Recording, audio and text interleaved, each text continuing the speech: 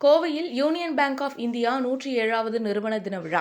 கோவை நவ இந்தியா பகுதி இந்துஸ்தான் கலை மற்றும் அறிவியல் கல்லூரி டாக்டர் அப்துல் கலாம் அரங்கில் யூனியன் பேங்க் ஆஃப் இந்தியா 107வது நிறுவன தின விழா கோவை மண்டல தலைவர் SA ராஜ்குமார் மற்றும் பிராந்திய தலைவர் SS லாவண்யா ஆகியோர் தலைமையில் நடைபெற்றது.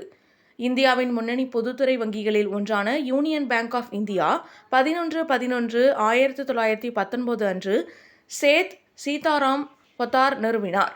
அன்று மகாத்மா காந்தியால் துவக்கி வைக்கப்பட்டது. வங்கியின் 107வது நிறுவன தின விழா கோவை, மும்பை உள்ளிட்ட இந்தியாவின் பல்வேறு நகரங்களிலும் உற்சாகமாக கொண்டாடி வருகின்றனர். மும்பை விழாவில் நிதித்துறை சேவைகள் செயலர் நாகராஜு முதன்மை விருந்தினராக கலந்து கொண்டு வளரும் பாரதத்தின் தொலைநோக்கு இயக்கத்திற்கு உதவிடும் இயக்கத்தின் இந்த ஆண்டின் கருப்பொருளான ஒன்றிணைந்து ஒளிரும் எதிர்காலத்தை உருவாக்குவோம் என்ற தலைப்பில் உரையாற்றியுள்ளதாகவும், இந்நிகழ்விற்கு வங்கியின் நிர்வாக இயக்குனர் மற்றும் முதன்மை செயல் அலுவலர் ஆஷிஷ் பாண்டே தலைமை தாங்கியுள்ள நிகழ்ச்சியில் செயற்குழு இயக்குநர்கள் மற்றும் உறுப்பினர்கள் பங்கேற்றுள்ளதாக வங்கியின் சார்பில் தெரிவிக்கப்பட்டது.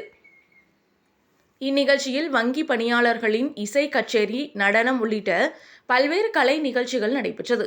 இதில் வாடிக்கையாளர்கள், வங்கி பணியாளர்கள், மேனாள் தொழிலாளர்கள் மற்றும் அவர்களது குடும்ப உறுப்பினர்கள் உட்பட ஏராளமானோர் பங்கேற்று நிகழ்ச்சியை சிறப்பித்தனர்.